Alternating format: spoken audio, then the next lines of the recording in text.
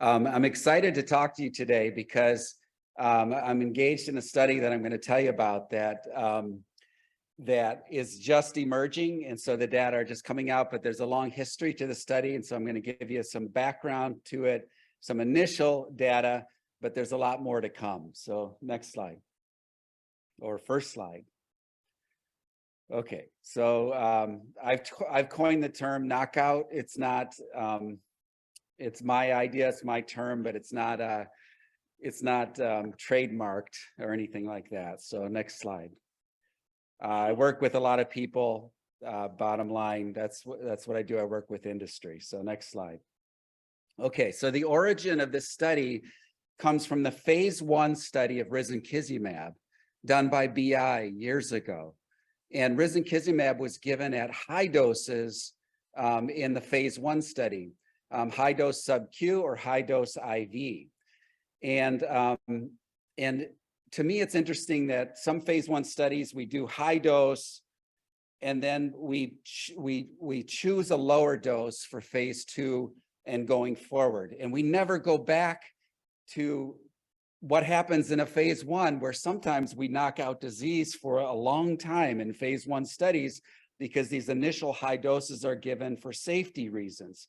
So what happened in the risankizumab phase 1 study is that a portion of patients after a single dose had resolution of disease that lasted up to 66 weeks.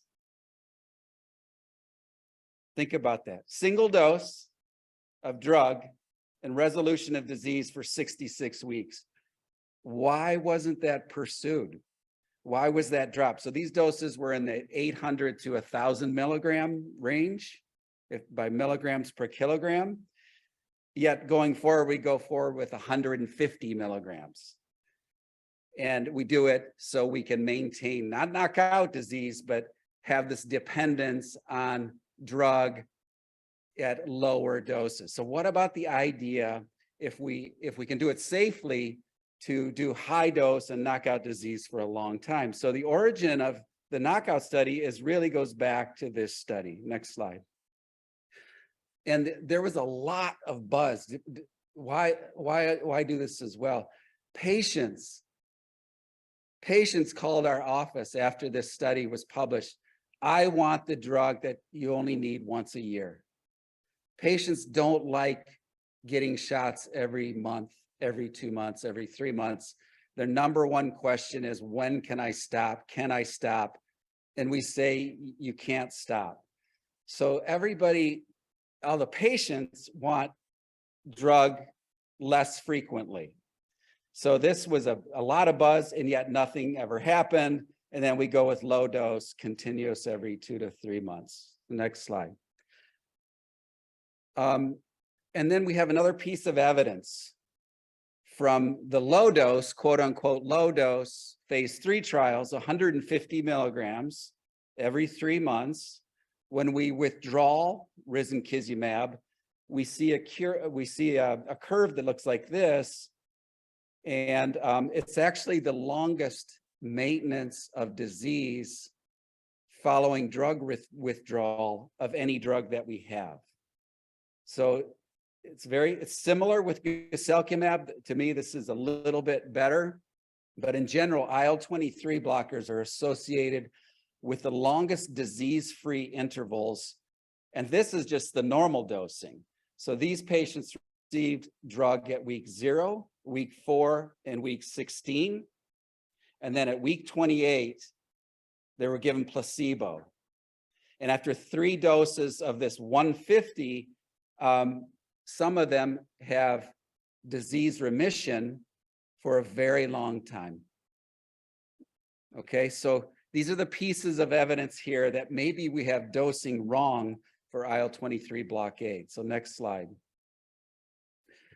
And then we have the science, and it's been introduced well by Johan.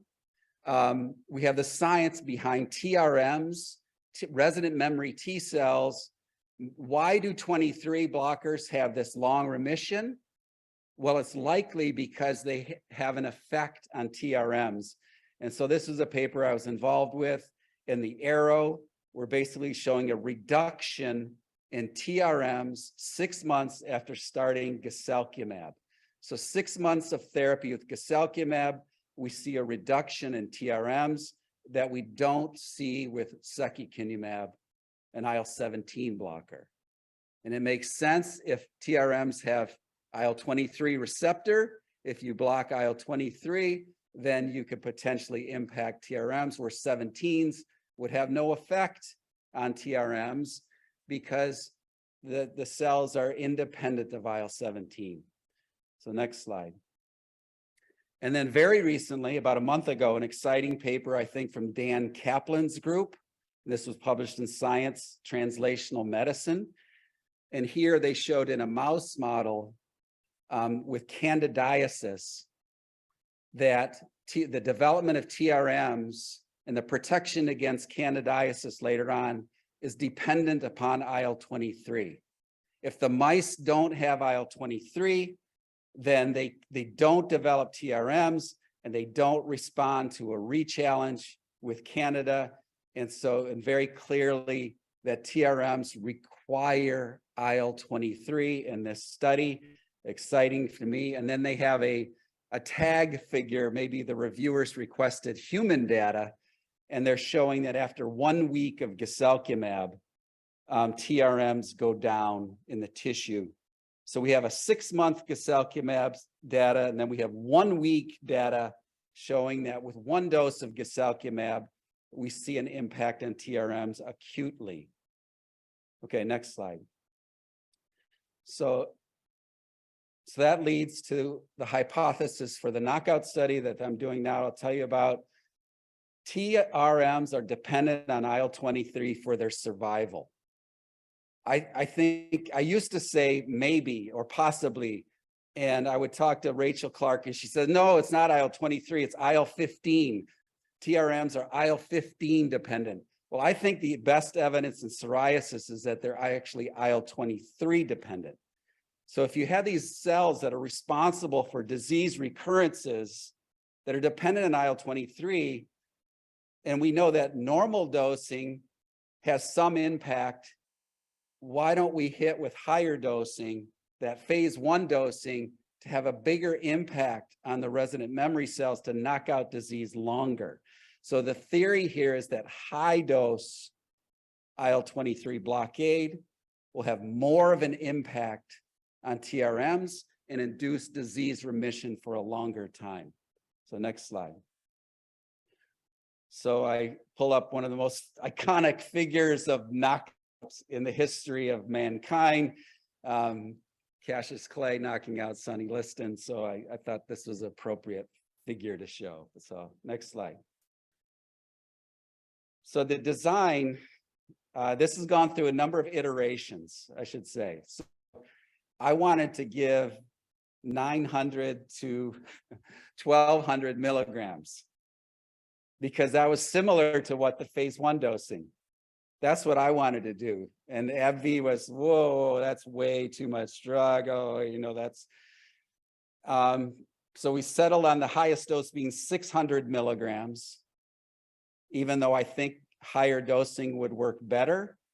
And I think it would also be safe. So we have a 600 milligram group. And then I wanted a 150 milligram control. I wanted the normal dose as a control. And they said, whoa, wait a minute. We don't want you to show that, that we are using the wrong dose. Our famous drug, risankizumab, we don't want to show that we got the dose wrong. So I said, but we need some kind of control. So we settled on 300. So we have 600 milligrams of risankizumab versus 300 milligrams. I wanted it to be 150, and the FDA actually said it should be 150. And we basically, that was a no-go. 600 versus 150 was a no-go. So it's 600 versus 300. And we're doing 3 doses, 0, 4, and 16, to try to mimic the ENHANCE study, the randomized withdrawal study. So we do have a historical control. So we know what happens when 150 is given 0, 4, and 16 and withdrawn. And now we're going to be giving 600 and 300 at 0, 4, and 16 and withdrawing drug. And then we want to look at TRMs. And so Johan is our collaborator on looking at TRMs before and after this high dose induction therapy. So next slide. So the history, I talked about this, 2015, a lot of excitement over the phase 1 risankizumab study. I submitted an investigator-initiated grant to AbbVie. They shelved it essentially. And then I submitted the same study to the NPF. And 6 months later, after competitive peer review, I received the grant. I was awarded the grant by the NPF. And a week later, AbbVie said, okay, we'll fund it now. After they saw that it got peer reviewed and there was interest and that I was going to have 100% control over the study, they said, okay, we'll do it. And not only, it turned into bigger than an investigator-initiated grant, it ended up being a collaborative agreement now. So now, hand in hand with AbbVie, we've gone forward. The study started in March. And next slide. Talked about the collaborators already. So next slide. So I'm going to tell you a little bit. It's more of this talk is more of a teaser and about the idea and how to move the field forward. So basically, we looked at standard psoriasis patients. We took patients with lots of comorbidities as well, LFT elevations. We wanted to make it more real world. The only requirement is that they could not have been on risankizumab before. No past risankizumab, but they could have been on other IL-23s. They could have been naive, and so forth. Next slide. So 10 patients in each arm. All 20 patients have been enrolled and dosed. We single center. It's at Oregon Medical Research Center. We dosed the first patient on March 8th, and we did a week 0 dosing of the last patient on August 11th. We just had the week 16 visit for our last patient. So we just fresh off the press have week 16 data. 2 patients received 1 dose and were lost to follow-up. We think one guy moved back to Alaska. He told us he was going to be around for a year, but we have not been able to contact the other patient. We're not sure what happened to the patient. I'm a little bit worried about that they stopped coming because I thought, well, this high dose, maybe I knocked them off or something, maybe they, but they're true loss to follow-up. They did not respond to texts and so forth. Maybe we cleared their psoriasis and they didn't want any more dosing, who knows? But so going forward, we have 18 patients that we'll be looking at moving forward. So next slide. It's a pretty typical population for moderate to severe psoriasis. A little bit of skin of color. The average BSA is 21%, 13 PGA 3s and 7 PGA 4s. The average DLQI of 12, 40% with PSA, and 30% biologic experienced. Next slide. We can say emphatically, and now today, no safety issues to date. There's been no issues with dosing. So what we're doing is giving 4 shots each time, 150 milligram syringes. So we're doing 2 arms and 2 legs. Half of the patients are getting 2 placebo shots and 2 risen shots, and half of the patients are getting 4 risen shots in each extremity. And really nothing in terms of safety. And this is consistent with the dosing of risankizumab dosing in IBD, which is 600 milligrams, by the way. So if you think this is too high or too unsafe, it's it's not. It's safe. So at least it has been thus far. So next slide. And we just got week 16 data, so I can't show it to you. Plus, I want to submit it to the late breaker session. And so I'm not going to be talking about any efficacy today. So next slide. So what are we trying to do here? So we have the historical control from the randomized withdrawal. And what we're thinking is going to happen is we're going to be able to induce remissions for longer than the standard dosing. So in red would be the potential curve that we're going to get from our study. And we don't know if it's going to go to zero. We don't know if everyone's going to recur, right? So we do think that this is a possibility of long-term remission / cure and possibility in some patients. So next slide. So what does this study do? It establishes a potential link between high-dose risankizumab and loss of resident memory T cells. We are seeing, I can say, unprecedented PASI 100 numbers with no added safety concerns. We want to get away from breaking away from established regular dosing patterns, the possibility of yearly dosing. So this is where it could go. This was where it could go in the future, this initial knockdown and then potentially yearly dosing or PRN dosing with this type of high dose IL-23 blockade. So next slide. And then a little bit of teaser.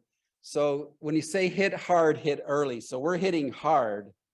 We have 3 patients that have disease of less than 1 year duration. They have they had to have at least 6 months duration disease. So we're not treating early disease in all 20 patients, but we have 3 patients shown here who have less than 1 year duration, and we're hitting hard. So this is, at least in these 3, it is a true hit hard, hit early. And maybe the next iteration of this study is looking at early disease duration and hitting hard in the whole cohort. We may have even better chance of remission or / cure if we had all 20 patients like this. But this is going to be an interesting data set, I think. Next slide. So with that, another boxing reference, of course. So thank you. Of course, I'm talking about an old drug that's not on the market called Alefacept, which was targeting CD2 high cells. And there were patients who got 1 12-week course who would go into like 2-3 year remissions, which were drug-free, durable remissions. And the other concept of what I think is cytotoxic T cell therapy is Geckerman, where you just hit them hard with UV, and those cells are very, very responsive to in terms of toxicity. So that I think those are 2 examples of where we were killing T cells in the epidermis. And so, Johan, I'm wondering if you have a way of looking at the CD49A cells, whether they're regressing in some way, but still there, or are they actually dying? Are they undergoing apoptosis or necrosis, or, is it a cell death induction, or is it some sort of dedifferentiation that could you detect it when you do the study? And if you could just comment on this concept of T cell reduction. Yeah, no, it's a great comment, and I agree with you that that's the way I've always thought about UVB phototherapy, or particularly PUVA, that it's just depleting these cells, and they're right in the epidermis, so they're right in the path of the irradiation. And same with the Alefacept. It was very intriguing that you had these, small subset, but still substantial number of patients that got this very, very long remission.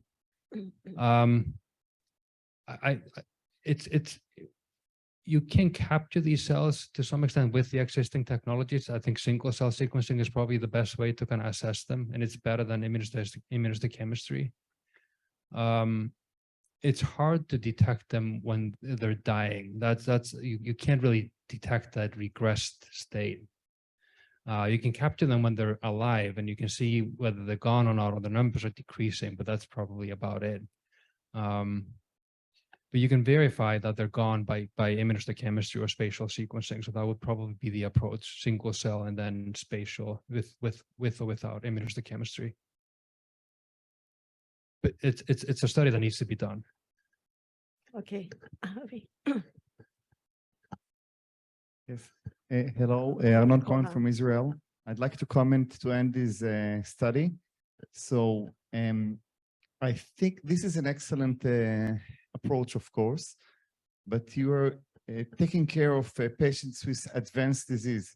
This is like having cancer patients with advanced cancer and then giving them the best biological treatment. I would advocate that such an approach would be used. It's a first event of psoriasis.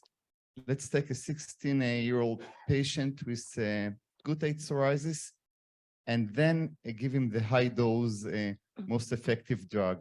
Because if you do so, you can really prove the hypothesis. The way you are doing the study design, it is much more complicated. And I'm quite sure that the sample size is not big enough.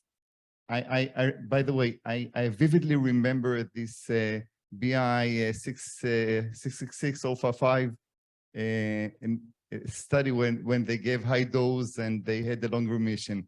I've been waiting for someone to pick up on this study. But what do you think about my suggestion? You're a clinical trialist, you can do it. Yeah, so thanks for your comment. Okay. Thank you for the comments, Arnon.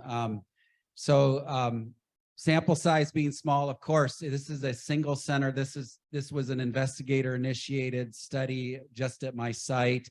I would love an IL-23 blocker company to take this to bigger stages and to look at higher dose induction therapy. I would love, because I actually think it could be a new paradigm for treatment of psoriasis. And I also think that why would a company do it, right? They have, and what is the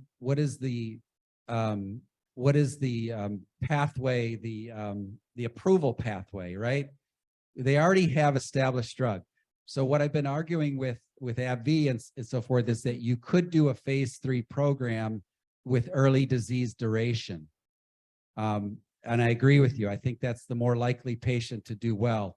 So if you had a phase 3 program, let's say with disease duration of less than 2 years, and you use this kind of high dose induction therapy with yearly maintenance dosing, that could be a new designation, a new approval, a new labeling for early disease duration patients.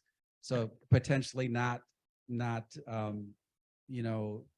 eating up their market for chronic patients. So to me, this could see the light of the day in the future, possibly for those early disease duration patients. So speaking of light, these are great talks, by the way. And, the analogy of trying to knock out a cell is really oncology, trying to get rid of a cell population. And you seldom do that with one treatment. So I guess I would ask both of you to sort of think about and give us your thoughts on what would be the second treatment you would add to try and, keep these TRMs down so disease does not come back. And, to me, ultraviolet phototherapy, maybe a couple of doses every 6 months may help, or do you think of other treatments that may play a role as multi-factorial treatment to knock this problem away? Why not 1,000 milligrams of an IL-23 blocker once a year? You don't think a second MOA would add to the ability to get these cells to not come back? Because that's usually how the world works. It's usually not just one drug. Yeah, if we had some kind of target, a CD103 targeting drug or a CD49 targeting drug, something that specifically targets TRMs. Yeah, no, you're right. And the thing is with like UV phototherapy, we don't even understand fully how that exactly works either. So it's probably more than just TRMs. So there's a lot of unknowns, and we don't even know if and how the epidermis, if the TRMs repopulate the epidermis following treatment. We assume that's the case, but we just don't know. A question for Johan. TRMs stay in the skin a long time. There's studies for patients who receive bone marrow transplants where the donor cells stay in the skin for 9-10 years. Why do they stay there so long? I think there's number one is that they express the right adhesion molecules that are going to stick around, and that's CD103. And there's also some kind of a crosstalk between the TRMs and probably the keratinocytes that actually help to kind of maintain them alive. One of them is probably IL-23 based on these very recent studies, but there's more to it. So the fatty acid binding protein 4 and 5, those have been implicated in TRM function also, and that indicates that there might be lipid species that actually might be supporting them as well. And again, that's an venue that really nobody is going down, at least nobody that I know of. So there are going to be many ways and potentially multiple ways to. Yeah, so that was address really that. one of the reasons I asked the question was, you know, if you knew what was keeping them in the skin so long, which you've just sort of partly answered, then you could target those particular adhesion molecules or whatever else. Yeah. So TRMs are evolutionarily important, right? They're not around to cause autoimmune disease. They're there to protect us from recurrent infections. And so they develop at sites of infection, and then that they remain in tissue, and then the memory cells that provide. So that's what they're doing normally. Peter? Oh, okay. Amazing lectures. Thank you. A lot of countries around the world use the free options anti-TNF, and the reason is cost. But you show the future of the illness right now. How I can explain to my government, to my health system in Colombia, South America, that in long way is better and decrease the cost to start with 23 blockers. How can I explain this information to the government? That's a more I complex problem. You know, but here's the weird thing, right? So TNF blockers are given every 2 weeks, and IL-23 blockers are given every 3 months or every 2 months.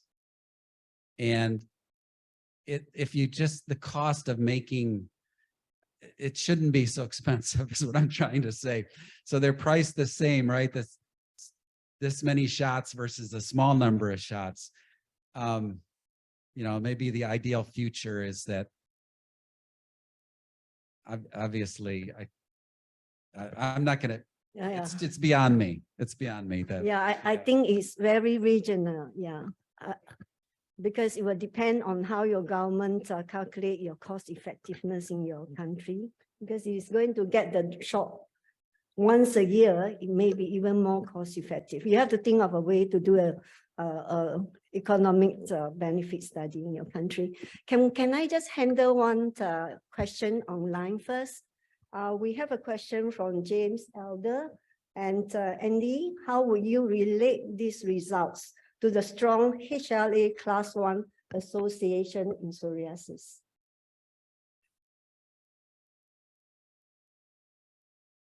So I didn't say this during Kevin's talk. I'm going to apologize to you now, but I'm not a fan, and I've said this to Chris before, I'm not a fan of personalized medicine for psoriasis, because to me, we don't need to do any testing to see who's going to respond first. We just give everybody, to me, if patients don't respond to IL-23 blockade, they don't have psoriasis.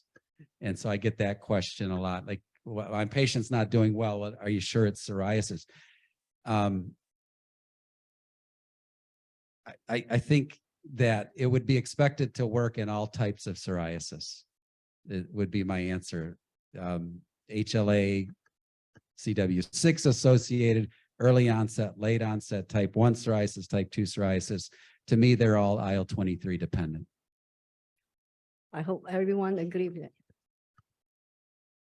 I don't think that's necessarily psoriasis, so that's more complicated, obviously more difficult to treat. So not necessarily relevant to that disease.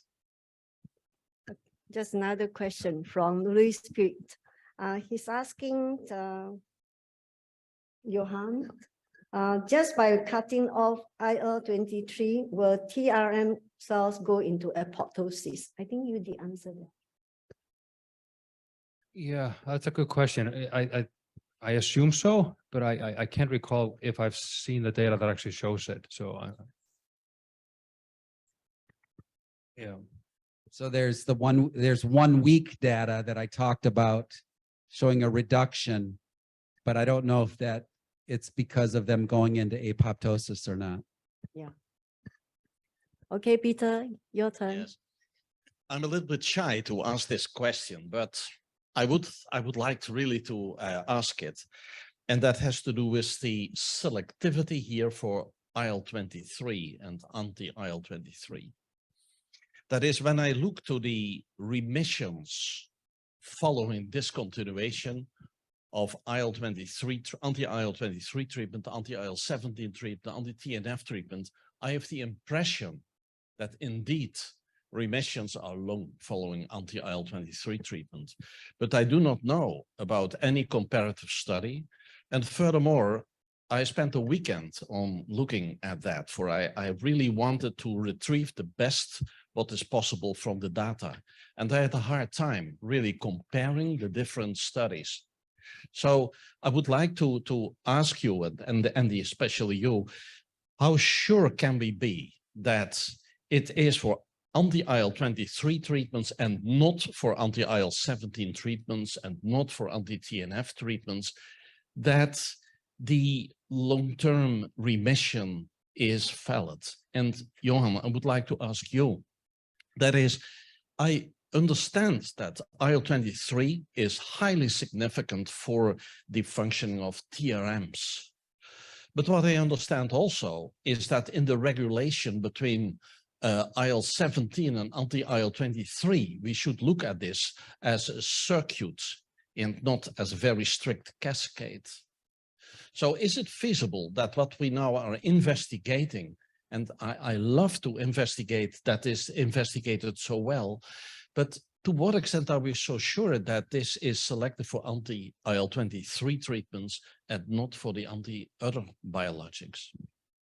It's a good question. But I feel shy to ask it, huh? After your great presentation. It's a good question. And then I know I perseverate on IL-23 blockade. However, I think the best IL-17 blocking data comes from bimekizumab. Yeah. You know, arguably the most potent IL-17 blocker, and definitely showing that IL-23 is reduced with IL-17 blockade.